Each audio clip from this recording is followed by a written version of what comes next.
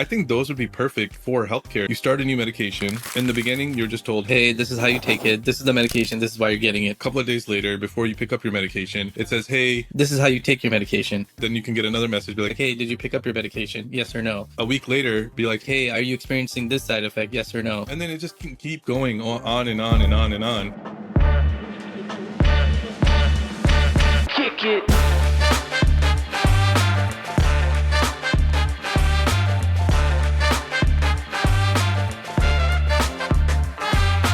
Welcome to Strata Stories. My name is Thomas Schreiber, and I'm the Director of Marketing here at Strata. Strata is a single EMR platform and revenue cycle management service for physical, occupational, and speech therapy practices that helps you achieve a 99.99% reimbursement rate. On today's episode, Paul Singh, the CEO of Strata, talks with Zain Syed, a pharmacist who has worked in a variety of different settings, including infusion, clinic, inpatient, and outpatient. Zain is also the founder of Digital Thoughts, a media company that bridges the gap between healthcare and technology through Zain's newsletter and podcast. Paul and Zain talk through artificial intelligence and machine learning in healthcare, coupons in healthcare, including building the honey for healthcare, and how to apply consumer marketing tactics to healthcare. If you'd like to learn more about Strata, head over to stratapt.com or email us at hello@stratapt.com. Now, without further delay, here's today's episode. On LinkedIn, you posted something about how there's about AI and machine learning and how more practitioners or clinic owners or something like that should be using it. And I think the example you gave was things like, timing notifications to, maybe some activity in their life or whatever. And I thought that was really fascinating. And I have a couple thoughts and questions on it, but I'm curious, was there any like interesting response from your audience on that? Do you recall? Yeah, so there was a couple I did. So there was one I did a couple of them in AI and ML. One was like scheduling, like, hey, this is where it can really help. You don't need a full-blown AI ML model to do this. It could just be like an algorithm. But, that's one person. The other one was checking up on patients when they're starting on a new medication, right? Just making sure that, hey, are you doing okay? And then if they're not, then we can set up an appointment. Both of them got some interest. I think most people, the biggest thing with the second one was that people were worried about, okay, what if, we can't have AI ML make a clinical decision, right? And that wasn't the whole point of it. My point, obviously I can't put all of that in there, but the whole point of it was, yeah, it's nuanced. I get it. Like, yeah, the whole point of it is, hey, this person started this medication and you just have a bank of questions that we would ask on any phone call, but you're just having an algorithm just ask that and they can just do a yes, no prompt, just to make it easy on the user, right? And then from there you can have a scheduling system in there. If they say, no, I'm experiencing nausea, vomiting, then they can schedule a call. So now you're not playing phone tag, again, helping you out and helping them out. They have the security that, hey, somebody's checking up on me and somebody's going to call me today. And then you in the clinic knows, okay, I'm not going to get a random call in the middle of the day when I have a super busy clinic and, I don't have to keep checking my voicemail to make sure that so that was the whole point of it. It got some interesting, overall, my people are pretty nice to me. No one really, I have I'm not big enough for people to like, quote unquote, the haters to show up. But for the most part, I think people find that interesting. I think that's the thing that I try to push a lot is, yes, all this technology is great, but how can we use it for us, like in a holistic manner, right? Like people are trying to jam AI ML into everything. Okay, let's jam it into something that'll make sense, right? Like let me help you. Yeah. Let me help guide you in a way where it'll make sense. Yeah, it's interesting. First off, I love that you said that you said something a few minutes ago, like you said something along the lines of you don't necessarily need AI and ML for all this stuff. It might be part of it. Yeah, I forget exactly how you said it just a few minutes ago. But I'm glad you said it because I think that, so I wear two hats on a daily basis. One is, here at Strata, and then the other is I do a lot of angel investing. And in angel investing, like investing in tech startups and stuff like that. And the thing about AI and ML that lately, like I just got a pitch for the first time in my life. I don't know if this means we're at peak AI now, but I got a pitch a couple days ago, And under the the little bullet points to tease you to open the pitch deck, it says we have secured the .ai domain extension for our company, as if that domain name, having AI in the domain name was going to be a key differentiator for, it was from an investor standpoint, I was like, oh my goodness, is this what we're at now? But Yeah, here's the that thing, like, I buy my contact lenses from 1-800 contacts, right? And I'm not advertising for them or anything like that, but um, I'm a bulk purchaser. So I purchase once a year, my full prescription for the year, and then I go to my optometrist, the normal thing. But they've noticed the pattern. I've been buying from them for a couple of years. And what's fascinating is they will text me that, like, I'm just a nerd about, marketing tactics. And what I'll do is I sign up for everybody's newsletters. I read it. I sign up for their text messages. And then I sit there and I try to figure out what's the funnel, what's the flow. And the point is, they have noticed that I order my contacts every April. They know that my prescription is usually dated right around my birthday in early March. And now all the text messages have lined up and all the email alerts have lined up with those two dates. So in other words, they don't bother me all year because they know I've already purchased for the year. And then in February of every year, I start to get an increase. So here's my point. Like, they're not using AI or ML or anything like that. And Amazon does this. Everybody does this. I think the reality is um, it's not so much the technology. Like, when I read that post, I love where you're going with it. And I'm glad, you also said, like, it's hard to stick all the nuance in a single social media post, right? But I think that it's so fascinating to me that, clinicians and practice owners, I don't know what the right term is. I don't want to offend anybody, but there are some basic marketing tactics that, we all are subjected to and notice in our consumer lives. And, gosh, it'd be interesting. Like, for example, with me, I run and I use Strava, the Strava app to log my runs and stuff like that. Well, maybe alerts get tied to that, like if my pace, because like, for example, my profile's public on Strava. And if other people could potentially um, read that data and then time notices, like, oh, look, he slowed down a lot. Maybe he needs to, like, go see somebody, but I'm making this up. But here's where I'm really going with this, because I'm curious what your thoughts on this are. So there was a company called Honey. I don't know if you're familiar with this company. hmm It's not a healthcare company, but Honey. So for anybody that doesn't know what that is, Honey essentially is a browser plugin that, when you're shopping on the internet for something, let's say you're on the North Face website or whatever, when you're in the checkout flow, if you press the little Get Honey button, it will test multiple coupons to try to find you the cheapest deal before you check out. Now, hear me out on this for a second. Where I'm going with this is um, PayPal, for better or for worse, paid $4 billion for that. In other words, Honey, a company that was really good at trying to figure out how to give consumers what they want, eventually created $4 billion of value for themselves and for investors. And why I'm bringing this up is because the other side of what your post is got me, my investor brain thinking. And it's like, what is the honey of this? Because, I think, for example, people like me, and I think, I'm in my early 40s. I think all of us, sort of whatever generation we are, like, my mom probably doesn't have, enough public signals available for this sort of automated alerting or tailored personalization or whatever. But this next generation of people like me absolutely do. Right. And we did this in the investing world for a long time. So for a long time, I've back 15 years ago, I used to do a lot of public speaking on venture capital. And one of the biggest parts of my talk was always this idea that we use social signals to determine who to be investing in, not arbitrary personal, hey, I think this is a good industry or not. So anyway, that was a long ramble in there, but I think it's more of a statement. And then I'm curious how you respond. But, like, I think there's going to be a Get Honey for healthcare. And the question, I think, is going to be, does it get spearheaded by some doctor or practice owner that starts testing out personalization of alerts for their local practice? Does it start there and then become a business?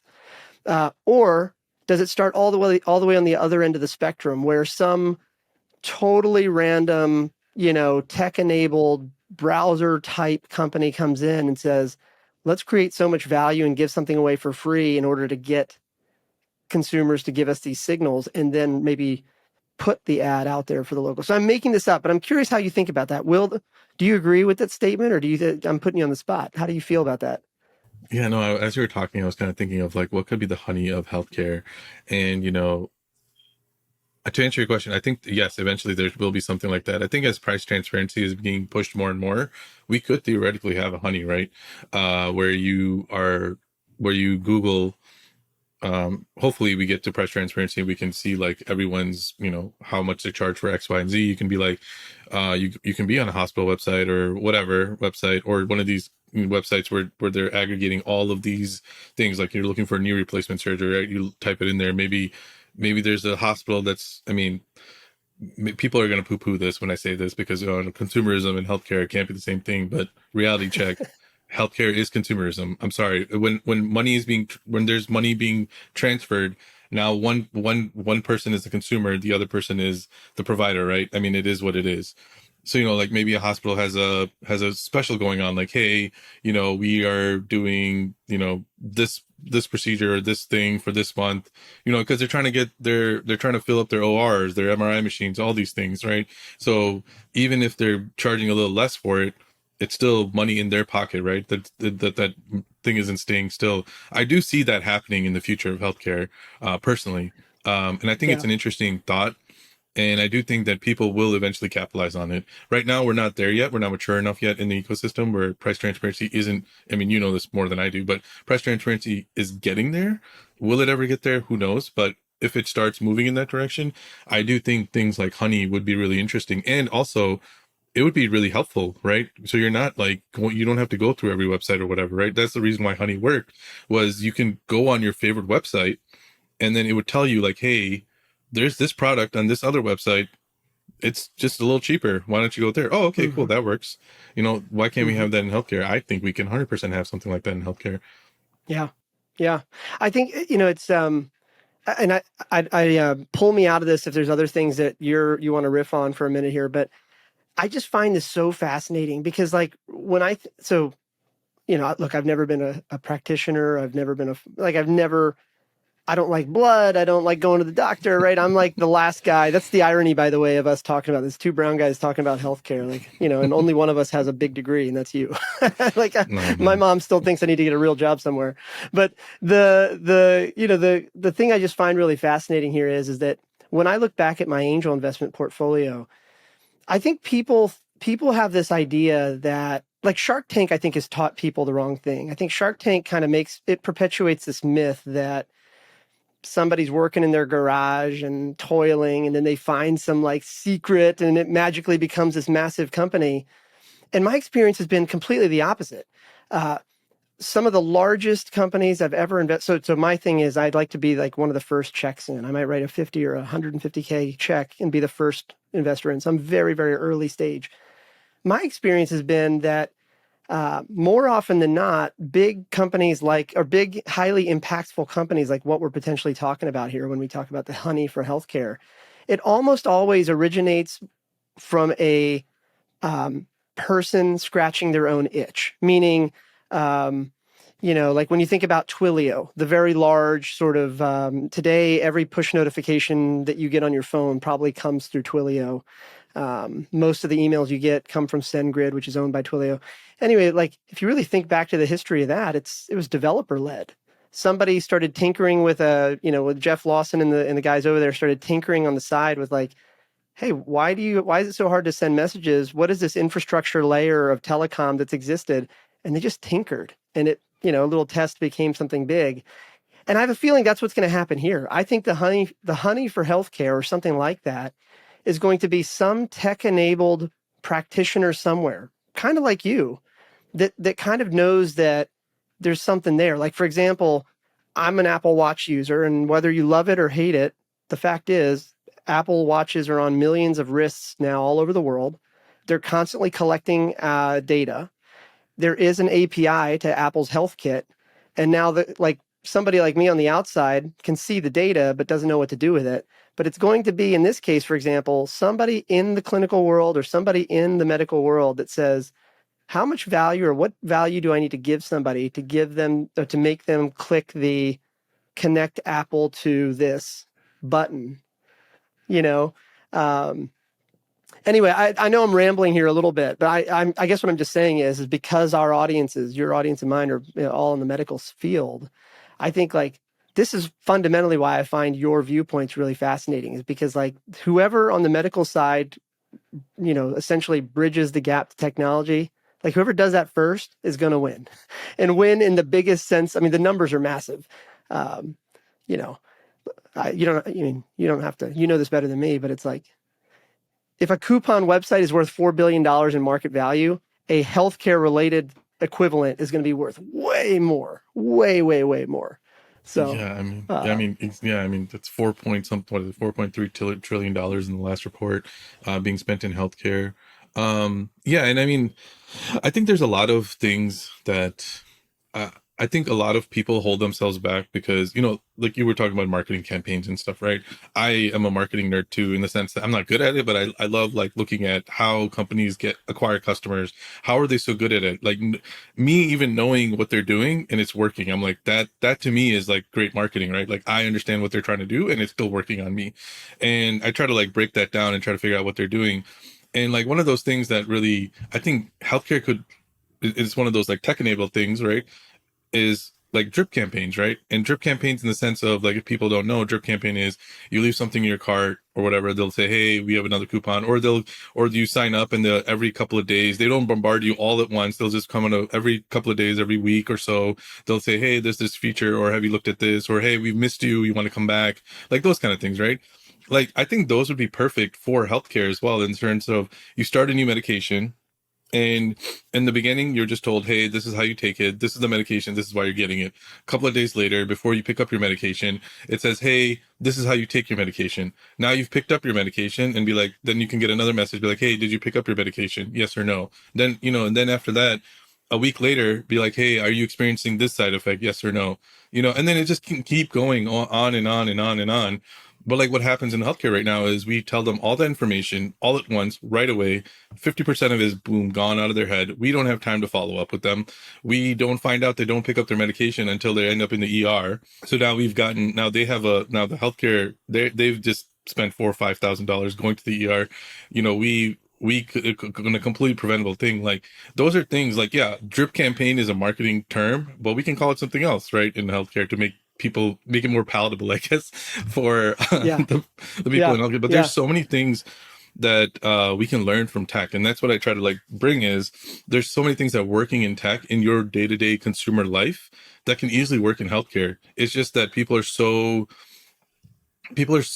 against the word consumer in healthcare, which I understand, like being a healthcare practitioner, yes. But I do think if we looked at patients or at doctors, clinicians as the consumer, as the end use instead of the end user, I think that the products would end up getting better, because the term consumer and the term end user are two very different connotations. Yeah, I agree. I mean, I think, and again, maybe I'm just a weird blood-sucking capitalist tech nerd. I don't know, but I think the thing I think about is that like, you know, by the way, what is the right term to use? Because I'm always afraid of offending people. It's like, what's the industry term? Do I call everybody like clinicians, healthcare professionals? Like, because when you think about it, it's like there's the doctor, the people that support the doctor, the people that Mhm. check in patients. Is there a term I'm supposed to use, by the way? That doesn't piss anybody off? I primarily use clinicians. Some people don't like that, but I use it. You're never gonna make everyone happy. Fair enough. Yeah, that's fair. Yeah. I think the interesting part to me is that, like, back to this point of like, I think innovation in the healthcare space is going to come from within healthcare. It's not going to come from like some tech people coming in from the outside. Like another thing you talk a lot about in the past is the trust and how to build trust and credibility in healthcare and stuff like that. And we can reference those like posts in the show notes. But the point is though, is that like um, the thing that I think is the most valuable thing that clinicians that have that I don't or anybody else doesn't is the direct relationship with the patient. And the big I think macro question is like just pulling on this thread of honey for healthcare for a minute. It's like whoever's closest to the patient has the highest chance of potentially providing enough value to that patient to get them to give you their data. And whoever figures that out first will then unlock the ability to do a lot of interesting things. So, for example, um, first of all, this is already happening around us. To your point about we're all consumers and our patients are consumers. Like, we use Facebook for free because we are the product, right? And so, like, Facebook provides us a fun place to waste time and all that, but what they get in return is social signals. What do we pay attention to? And then they make a ton of money on displaying things that we'll click on. This is what Google does too, right? Like, this happens all around us already. And so here, what I'm trying to like poorly articulate is that when I walk into my doctor's office as a patient, the real macro question, I'm curious if somebody in the audience has some thoughts on this at some point, but like, I'm curious, like, what value would they have to give me for me to maybe click the connect with Apple, or um, because that's the thing, right? Like, I shouldn't have to remember. Let's just use. Here's a bad example. At 42 years old, I really just only go to the doctor unless something hurts or once a year for my annual, right? But if my general practitioner's office, which is a large health system here now in Virginia, Inova Health, it's like they've got my chart, which is like that thing they use to, like, it's such a crappy app, but like it's how you pay and schedule all that. But why isn't that thing actually, maybe when I log into it to pay my bill, asking me to connect to Apple Health, my Apple Health Kit, account, and starting to track those signals? Maybe they are, but if they are, they're not doing a great job. But I guess my point is that the irony of all this to me is that, as I'm getting to know you, you're trying to show clinicians that they should like kind of embrace tech, and I'm coming at it from the other side, and I'm like, God, this is like huge, because nobody from the outside has that direct relationship with the patient. Even I, with Strata, I don't have a direct relationship with the patient. They use our software, but it's the clinician they're talking to. So anyway, I guess what I'm just saying is healthcare professionals here have all the power. And it's like you're trying to convince them that they do, but they already have it. And the big Yeah. question everybody should be thinking about is this idea of like, when that patient walks in the door, you're already giving them enough value in terms of like making them feel better or, whatever. But it's like, what's that one next question, that might get them to connect their, their accounts with you or something. I don't know. Like, I'm making this up, right? But again, there's a lot of consumer equivalents here, and I'm curious to see where it goes. But um, Yeah. I mean, I think uh, that health, I think that what you said is exactly true, right? So when you're a provider, when you're a provider, clinician, whatever, and you tell your patient, hey, download this app, it's going to help us do this, whatever, right? I mean, the numbers are probably not great, but they're probably better than just them trying to figure out that app on their own and showing the provider like, hey, I tried this out, right? Because we are the ones, for better or for worse, it's just the landscape we live in right now, are dictating what the patient is using, getting, all that stuff, right? Even when they buy over the counter medications, we are usually the ones telling them, hey, buy this, right? Either you talk to your pharmacist at the counter, or the doctor says, hey, go do this, right? Like, we are driving the consumerism in healthcare. I mean, we can talk about insurance companies, all that stuff, but I'm just going to stick to the clinicians to kind of drive my point home. In one recent phenomenon that's really happened in the consumer market is like the influencer part. Like, I hate the word influencer, but like, you put a face to a product, right? Of, usually faceless products back in the day were fine, right? Like, they're selling, like, those legacy companies, Coke, Pepsi, all these things, they work. But now what's happening is, like, for people that don't know, like, in the drink market, I'm just using that, like Prime is a big, great example. They picked two massive influencers in two different countries, and now it's challenging, like Gatorade, all these things. But that was not because their product is any better. It's just that they got the right people pushing the product to people, right? Whether you trust them or not, that's outside of the question. But I'm saying it works, right? So why can't you do the same thing with healthcare, where you have this product, you're targeting? If I was creating a company, I would be targeting providers specifically, right? And you would have to almost lose some money in the beginning, because you can't, I'll be honest with you, no one wants to pay more than they already are, right? But if you can get a bunch of providers that are trustworthy, and I'm not saying like you make backdoor dealings or whatever, you make a good product, make them like your product, and then they start pushing it to their patients, then that's how it works, right? You can do it both ways. You can do the consumer side where you're going to the patient, DT, like direct to the consumer, which is the actual Hmm. patient themselves. But it's hard for the patient to convince the provider to use something, right? Because then what am I going to do from a provider standpoint? Am I going to now I have now 30 patients coming to me and with 5 different apps. It's really hard for me to handle all of that. Like honestly, someone like me who likes technology would probably say no, right? But if I have one app that I can push to those 30 patients and it's helpful to me and it's helpful to them, yeah, I'm on board with that. Because in the end, if you're showing me tangible value, this is going to save you time, this is going to save you, and also make you money. And then the other thing that I don't think tech realizes, maybe business people like the business people in hospitals and clinics want this, but me as a clinician, I don't want to necessarily see more people. That more seeing people is not the problem. We are inundated. There's a backlog of people. What I want to do is see the people that I already see better, right? Where if even if I can only spend 7 minutes with them, maybe that 7 minute interaction is way more targeted because now I have labs prior to when you came. Now I have data prior to when you came. Now we can just focus on that. We're not I'm not trying to get it out of you. I already have it. And now that 7 minute interaction, it should be longer. We're not arguing that point, but let's say it's days of the seven. Now that 7 minute interaction is way, way, way more powerful than, Yeah. anything else. So it's just like that. Those are the kind of things that go into my head. And some people call me crazy for that. But I think that it's just the nature of the beast. Just because you're in healthcare, we don't turn into a different being, right? We're still human beings with the same emotions, same wants and needs. Like, I don't understand why that kind of things don't come in healthcare. I mean, I understand, I kind of know why, but whoever, I think eventually there's going to be a company that's going to go down that road and they're going to become a very big company. But it's just like, Hmm. obviously the product has to come first. You have to make a good product, but the company that is willing to put money behind it, they're going to they're going to lose money in the beginning. But people that have that long time horizon mindset, like, hey, this is okay right now because we see the future coming, they're going to succeed. See, that's interesting. So your core premise there, I think, is that entrepreneurs in this space should focus on the providers. That's kind of what you're saying, right?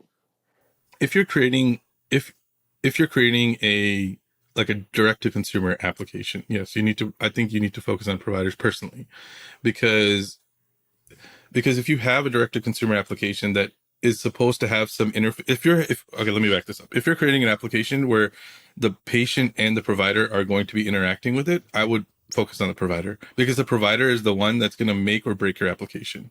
They're going to be the ones that are going to either push it, or they're going to be the ones that say, okay, great, you have this, but I'm just going to toss it to the side, right? The patient can come all they want, but it's up to us to use that data. It's up to us to incorporate that into our practice. If we're not doing it, you don't have a business. I mean, I think Hmm. that's the hard thing about healthcare is you have multiple stakeholders, right? There's three main stakeholders in healthcare: insurance provider, the clinician provider, and then the patient, right? So if you have in that triangle, if the provider and the patient are your people, I would lean towards the provider. That's interesting because, like, and by the way, I don't, we're just riffing on this, right? I think it's fascinating because to me, when I hear that, as an entrepreneur, I don't think you're wrong. I just think that when you think about starting a new business, whether it's, what we're talking about or something else, one of the trickiest parts is that I think clinicians are hard to convince. I think they're busy, they're jaded with all the false promises of technology in the past couple of years. Like it's hard to break into it. I come at it from the other end, and I like the best way I can kind of explain my thought is to use an example. I'm based in Northern Virginia. That's home for me. And one of the bigger companies that emerged from here a couple of years ago was called Living Social. And they were, they're not around anymore, but way back when they were that company or one of those big companies that, basically provided consumers a way to buy, coupons to events. So it'd be like, hey, pay Living Social X and you're going to get 50% off of ice cream at, I don't know, whatever that place is around the corner. But here's the interesting part. Aaron Battalion, I've met him a couple times. He was the founder. We've traveled together actually in the past as well. But one of the sort of legends of Living Social was that he had to make this choice at the beginning. Does he go after small business owners and say, "Hey, can I sell discounted stuff to your place?" Or does he go the other way and go to the consumers? Like what you're talking about is fundamentally a two-sided marketplace. And with any two-sided marketplace, you have to find a wedge like to get the flywheel going. Nobody disagrees that two-sided marketplaces are extremely valuable once you get to critical mass. Question is how you get there. And one of the legendary stories of Living Social is they just, as I recall anyways, and historians might crucify me on this, but the legend is that, Aaron sort of picked an ice cream shop here in Northern Virginia and just without their permission sold a bunch of coupons and sent a bunch of people to them to go get it. So, long story short, he just sent a lot of customers there and then essentially walked in the store the next day and said, hey, that influx you had yesterday, now you got to pay for it to the small business owner. And so, it's really like, he decided to kickstart the flywheel by, getting the audience first and then going after the small business owner. In this case, I guess what I'm saying is that you're talking about a two-sided marketplace. You have providers or clinicians on one side and you have patients on the other. And the philosophical question really is how do you kickstart that flywheel? Another big story that we all kind of probably have experience with indirectly is Amazon. Amazon didn't start out as, like today, if you think about it, Amazon is sort of like, and it's like the world's largest Walmart, if you will, right? Like if you walk into your local Walmart, you can only buy whatever's in that 30,000 square foot store, and for better or for worse, that's what it is. Amazon on the other side is essentially a unwalled, biggest Walmart you've ever seen, except you can't walk into it because you can literally buy anything from it. But it started out as books. And if you think about it, really, and you read back, like, there's public letters from Jeff Bezos that he's published over the years and a lot of data over the years. Thing is, the real power of Amazon is really like they owned the audience first, the buyers first, and then added more and more SKUs over time. Rather than go and say to the supplier, hey, if you give me 1,000 of these units at a cheaper price, I can move them. It really changed the conversation. Like, yeah. So anyway, I know I'm kind of like rambling here a little bit, but I guess all I'm just saying is that I agree with your core message. I just think that coming at it from the entrepreneurial side, it's kind of like whichever one of the clinicians or whatever we're going to call them, whichever one of these clinicians realizes that the first milestone that has to be unlocked is figuring out how to get a patient to give you more access to their data so that you can figure out what to do with it next. And I don't know how else to articulate it any better than that. Yeah. Like I think that, I think you brought up a couple of amazing points there. So the buyer, right? Who the buyer is. I think in healthcare, that changes constantly. It's like the buyer is a hot potato kind of going all the back and forth, right? I think that's what makes it really hard to create a business in healthcare. Like sometimes your buyer is the consumer. Sometimes your buyer is the patient. Sometimes your buyer is the clinician. Sometimes your buyer is the insurance company. All three of them have competing interests at heart, right? I won't go into I won't go into all of them. Maybe we can talk about it a little later. But all of them are competing in interest. Like so, if we go back to that initial premise of the consumer application, if you're creating an application where it's feeding data to the clinician, generally speaking, it's very hard for, I mean, it's very hard to make consumers, like the actual patients or regular people, pay for things. We live in this world where we live in a freemium SaaS model, whatever. People expect a lot of things for free right now. And I think that it's really hard for the layperson to be like, okay, yeah, I'm going to pay 15, 10, whatever dollars a month for this. But it's a little bit more palatable for like bigger corporations, like bigger clinics, whatever. It's hard to get a one person visit. Now I know I'm going to have like those people like, oh, have you tried selling to a doctor? Yes. I mean, it's hard. I'm not saying it's not hard, but yeah, like you said, it's really hard to break into health tech. It's really hard. Like all these in the recent months, we've been seeing massive unicorns falling, like Babylon. I mean, that's a big one right there. But I do think, and this might be really naive of me, is I think if you do create a product that excites people, that excites the clinician, you will make headway because they're gonna now, because then they turn into that the customer, right, in that ice cream shop, right? Like those customers flooding in that day is now all your physicians going to management, be like, hey, I saw this app, I talked to them, this is amazing. Now that higher up C-suite person now has like 14, 15, 60 people in the hospital telling them this. Now they have to open up and see, okay, what is going on? What are they talking about, right? And and you have to make the process also really easy. If there's just healthcare is just a really, and this is kind of a cop out answer, but it's the truth. Healthcare is a really, really hard business. It's really hard to make point solutions because there's not great APIs out there. There's not amazing stuff out there that can link back and forth. But I think the easier thing is linking a application with going like that consumer side where it's like the physician, no, I shouldn't say easier, but the physician patient relationship, the physician is the one, whether you like it or not, that is going to be pushing your application or killing it. So that's why I think a lot of people forget about that person. And then in terms of a two-person marketplace, it's always supply and demand, right? Like what do you go after first? Do you go after supply first, or do you go after the demand first? Because if you have a lot of demand but no supply, your marketplace dies. If you have a lot of supply and minimal demand, then people might leave. I mean, either way, you need to find strike a good balance, and it depends. Yeah. Like, you know what I mean? Like, so, but I don't know. Sometimes it's a little safer to have a little bit more supply and a little less demand, because then you can start marketing towards the demand size and start creating the demand part. But I, sometimes getting suppliers is really hard because they're the ones that are putting everything at the risk, right? So if you can get the high risk, the people that are putting a lot of risk into your platform and get them to buy in, I think there's a lot of marketing channels out there that you can just throw money at and get the demand side in. yeah. Yeah. I mean, I generally agree. I think the only comment I would add there is that there's no good path here. What we're really talking about is, No, is what's less worse. What's yeah. the least worst path into this? Um, the thing that I just, again, maybe as an outsider in the industry, I think the thing that I just find so fascinating is that, you know, if you think about the consumer world, some of the biggest companies that have come out of the last 20 years, things like LinkedIn, GitHub, Microsoft, PayPal, eBay, right? They're one of the common threads of all those companies is that they're all competing for a customer, a consumer who on an annual basis might be worth what at most, I don't know, like $20 a month, $50 a month.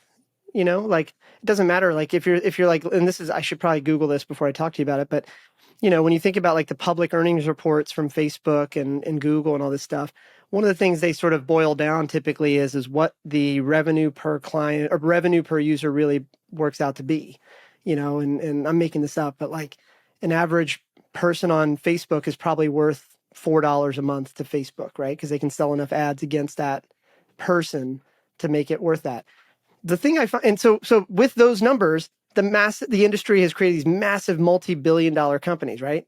And here's the crazy nerdy part now for me as a new guy in healthcare, like only less than 2 years in it, I guess. But it's like, you published something in July where you talked about CMS data shows that, I forget exactly how you said it, but you talked about, CMS data showing that healthcare spending was 18% of GDP, and you boiled it down to say that the annual value per patient is about $13,000 of dollars that are flowing around. So that's the part that's like crazy to me, is that like we're all talking about vying for these customers and where they're going to spend. Like I, I don't know how to say this other than to say like I just find this the craziest part about getting to know you is the fact that you have to convince healthcare people that tech is important, because like what's at stake here is not only better outcomes for people, but like hundreds of billions of dollars. Um, like I think we're using like this honey for healthcare analogy.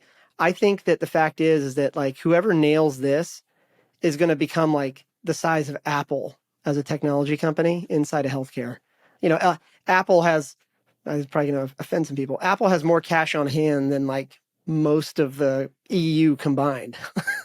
like, Yeah. you know, um, so I think it's just really fascinating to me. But anyway, I know I'm riffing on this a little too long, but are there anything else like any other like interesting posts in your world that like, that you were like, oh, I didn't expect that one to blow up, that, people kind of like either loved or hated?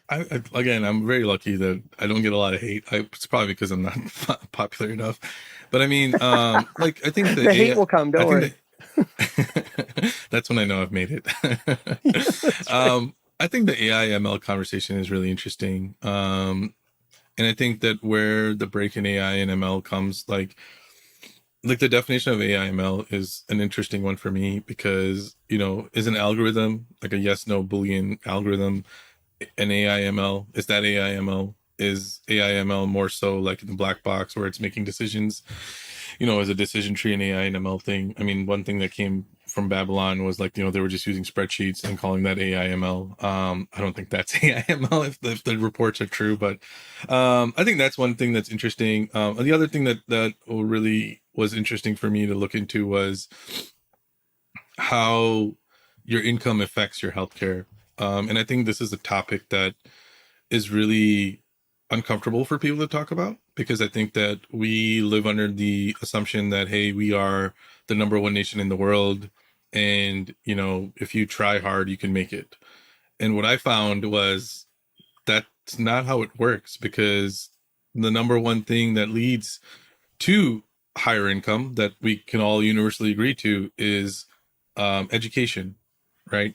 So Georgetown University did a study looking at education and poverty, and they found that I don't know the exact numbers off the top of my head, but they found that if you are a if you are a top scoring child in a lower income household compared to a low scoring child in a higher income household, that low scoring child has a higher likelihood of getting to college and earning a higher wage than that the smart kid, right? The smart, yeah. So the smart person from a low income family is less likely to succeed than I'm going to use dumb. I'm not meaning that in a derogatory word, Yeah. but Yep. a person that is not as high, it does not score as high as that low income kid. And that to me Right. is a huge, it was like an eye opening. I mean, I kind of knew it, right? Because I always say that one of the things I say is the exception should not be what we are celebrating. We should be celebrating the rule. So if we are celebrating people that 1% a person that gets out, that means the system is failing, right? Like if like think from a healthcare perspective, if we are celebrating 1% of surgeries succeeding and 99% of them, the patients dying, people would look at us as like, what the hell is wrong with you guys, right? But we do that on a day-to-day basis in our life, right? We are celebrating Hmm. all these exceptional people, which we should, 100% we should, but we also forget about all the people that are trying. That was something that really, Right. and that kind of what drove some Yeah. interesting conversations with people, because because like I said, I don't think people, not that they don't know, it's just an uncomfortable conversation to have. And those are certain things that I want to like to talk about, is going into that uncomfortable thing, challenging my own opinions and my own views to see if I'm right. And then trying to Yeah. back that up with data and be like, hey, this is the reality of life and we need to fix that. And that is all part of healthcare, right? That's, yeah, it's not physically their health, but it is incorporated in the way they're able to live. Yeah. I mean, I haven't seen that report, that research, but I would anecdotally agree that that's probably right. I mean, historically, the lowest income bands are always the most disadvantaged. Like another way to look at this is that if you work in some hourly sort of industries, certain industries, you can't just as easily pop out and go see the doctor. And so like, yeah, I mean that this is like a super complex issue that sort of involves not only the patient and the clinician, but the employer as well.